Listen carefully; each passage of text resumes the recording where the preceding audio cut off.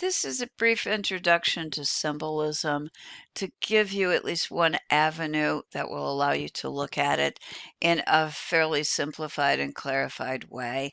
Sometimes symbolism can be a little overwhelming and maybe a little confusing. However, if we start to think of it as an offshoot coming out of some of the ideas of the post-impressionists, then I think it starts to make a little more sense. The post-impressionists come along and they want to seek form and content, meaning within works of art. And I want you to think of folks like Gauguin and Vincent van Gogh. These artists are reinstating form, but also meaning and personal feelings and interpretations into their artworks. This is another one of those phenomena that occur at the end of the 19th century.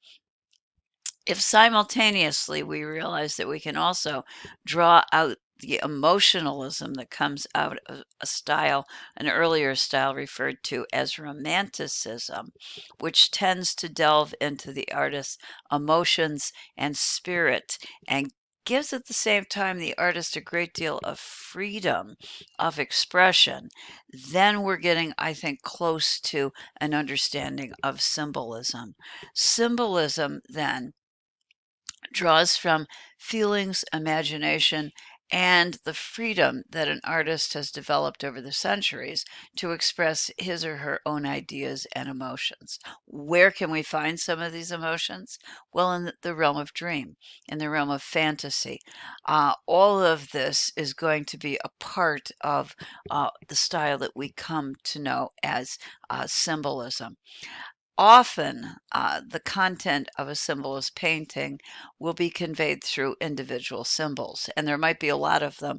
And that means symbols have to be read together in order to understand the content of the picture. It also might mean that the interpretation is a little difficult and that people don't always agree on the interpretation of the meaning. What I am going to suggest is that when we look at symbolist pictures, what we're really seeing is a representation of an idea, a feeling, an emotion of the artist that's been conveyed through symbolic forms that act as symbolic equivalents. And that's what I call them. So that I think of these symbols as some kind of representation of a really important idea, maybe a universal truth that the artist is attempting to convey. This is all happening right about the time that Sigmund Freud is working. And when he is thinking about and developing his theory of interpretation of dreams, also, Freud is going to become an international superstar by 1909. So his works are going to be instrumental in promoting an understanding of the appreciation of the world of fantasy.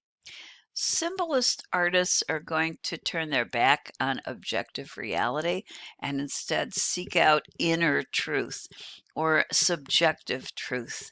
They're going to turn to sources that we might not have investigated before, perhaps religious in nature, perhaps mystical in nature, sometimes to what we might in the 19th century have called primitive societies, seeking symbols and dreamlike source material that can function as symbolic equivalents. This artist is one of the outstanding symbolists. His name is pronounced Redon, and I do have the pronunciation in there so he doesn't get confused with our perhaps even more famous sculptor who was working about the same period in time.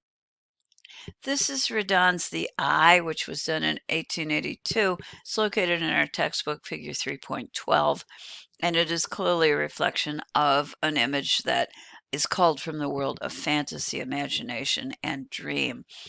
Early in Redon's career, he creates kind of monochromatic dark images, images that are fantastic and at the same time maybe a little bit scary or a little bit creepy.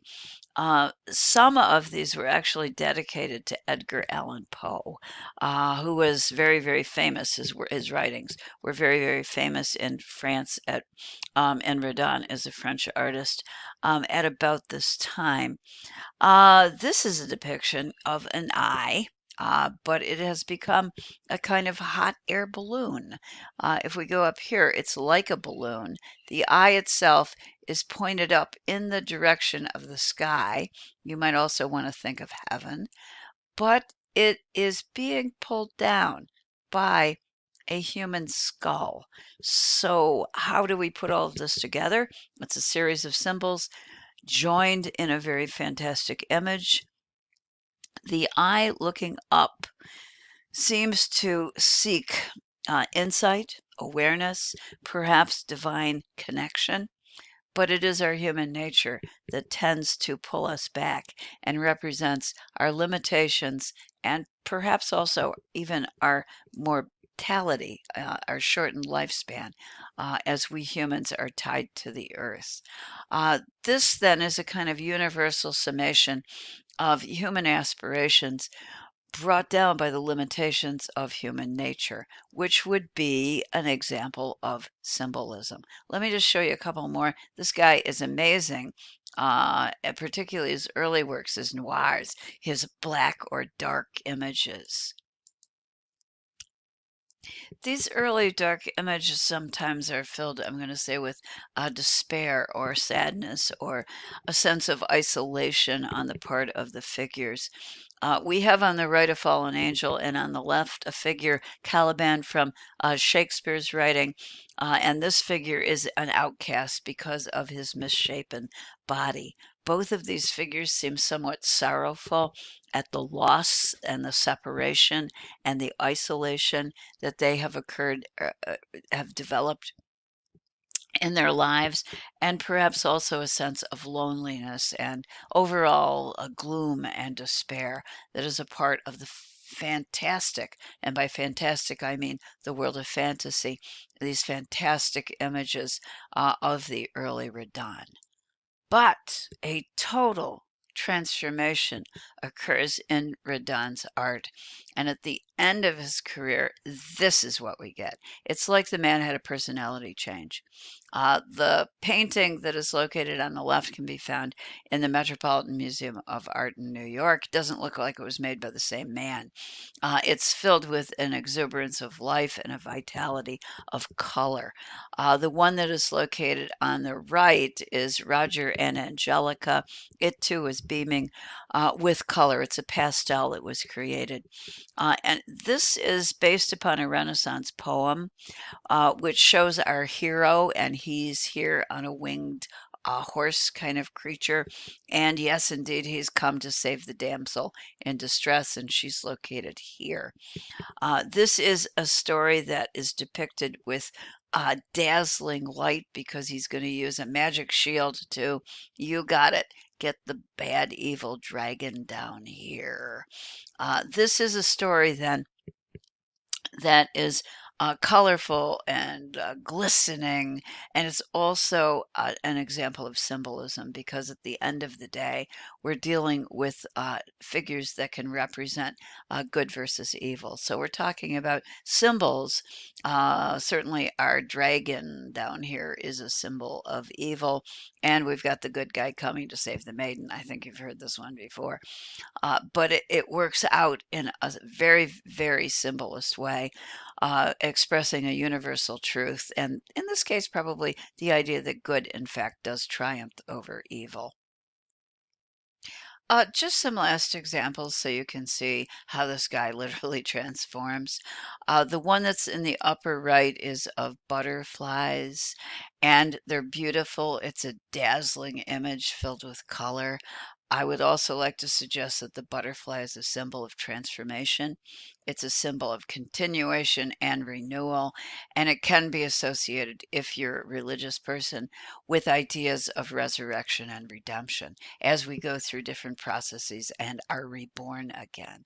A perfect image for symbolists to embrace. The other one that I'd like to attract our attention to is in the upper left, and that is the image located right here. It's called Silence. And it's a face looking out at us through, I'm going to call it a porthole, which many of you probably are familiar with on a ship. But the figure is putting its fingers in front of its mouth as if to say, shh, be quiet. This image called Silence we have come to recognize as a painting, excuse me, of the artist's wife as she was nearing her own death. So it becomes a painting about the symbolic passage of his loved one from this world to another, as if to move through a portal. The silence, then, the title of this is really about the silence of life and moving to the next world. Vitally filled with symbolic content, sometimes emotional, sometimes personal. Rodin would be one of the great examples of symbolism. Others, such as Van Gogh, are doing something very similar, but in their own styles, in their own different ways.